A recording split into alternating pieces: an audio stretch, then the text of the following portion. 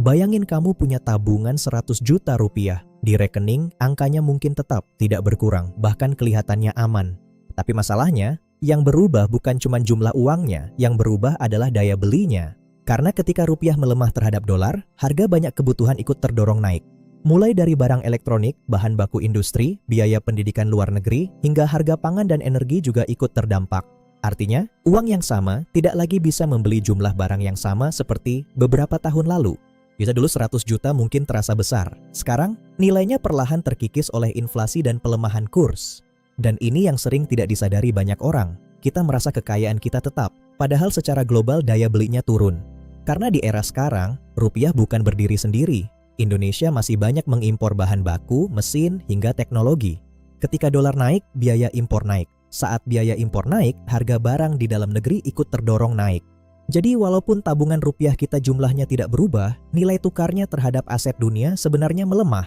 Makanya banyak orang mulai membeli falas seperti dolar Singapura atau dolar Amerika untuk melindungi nilai kekayaannya. Secara logika memang masuk akal. Karena ketika rupiah melemah, mata uang asing biasanya naik nilainya. Contohnya, kalau dulu 1 dolar 14.000, sekarang 16.000, berarti nilainya naik saat dikonversi ke rupiah. Nah, yang menarik, emas dan perak sebenarnya bekerja dengan mekanisme yang mirip. Banyak orang mengira harganya naik hanya karena logamnya naik. Padahal salah satu faktor terbesar justru karena pelemahan mata uang. Harga emas dunia itu dihitung dalam dolar Amerika. Jadi ketika rupiah melemah terhadap dolar, harga emas dalam rupiah biasanya ikut naik meskipun harga emas dunia sedang diam. Misalnya harga emas dunia tidak berubah sama sekali, tetap di harga yang sama dalam dolar. Tetapi kalau kurs rupiah melemah, harga emas di Indonesia tetap bisa naik. Kenapa? Karena untuk membeli emas dunia yang dihargai dolar, kita perlu lebih banyak rupiah. Hal yang sama juga terjadi pada perak. Perak dunia juga diperdagangkan dalam dolar. Jadi ketika rupiah melemah, harga perak dalam rupiah ikut menyesuaikan. Artinya, dengan memiliki emas atau perak, secara tidak langsung kita juga memiliki perlindungan terhadap pelemahan rupiah. Bedanya dengan falas, emas, dan perak bukan sekadar mata uang. Mereka adalah aset keras atau hard asset yang punya nilai intrinsik. Punya permintaan industri dan sejarah ribuan tahun sebagai penyimpan nilai. Menariknya lagi, emas dan perak tidak bergantung pada satu negara tertentu.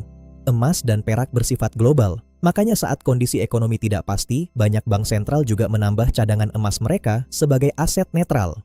Sederhananya begini, kalau rupiah melemah 10%, maka aset berbasis dolar ikut menyesuaikan naik karena emas dan perak di pricing global dalam dolar, harga lokalnya terdorong. Jadi walaupun daya beli rupiah turun, nilai emas dan perak kita biasanya ikut naik menyesuaikan. Ini cara untuk mempertahankan daya beli. Ini bukan berarti harga selalu naik tiap hari. Tetap ada fluktuasi, kadang turun, kadang naik cepat, tapi dalam jangka panjang, fungsinya adalah menjaga nilai. Bukan untuk cepat kaya, tetapi untuk menjaga nilai hasil kerja keras kita. Karena tantangan terbesar adalah memastikan nilai uang itu bertahan di masa depan. Menyimpan seluruh kekayaan hanya dalam rupiah, tanpa aset pelindung, bisa membuat nilai kekayaan perlahan tergerus tanpa terasa. Mari mulai sadar akan perlindungan aset.